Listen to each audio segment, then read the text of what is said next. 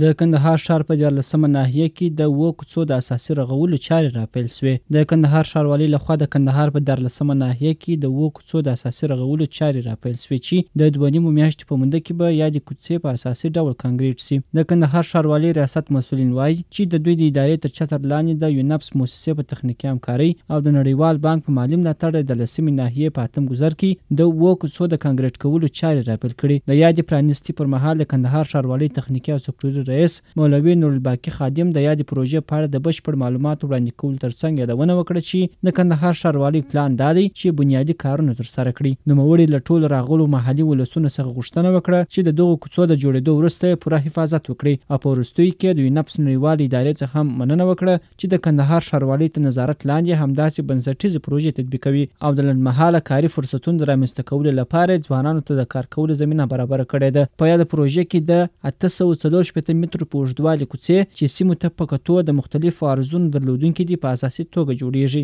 مسؤلین وایي چې په دغه پروژې کې 110 کسانو ته د کار کولو زمینه برابره شوې ده چې 14 کسان فني او 9 کسان بیا غیر فني په کار بوخت شول. د یادونې وړ ده چې دا پروژه به د 2.5 میاشتو په موده کې بشپړه او ګټه اخیستنې ته به وسپارل شي.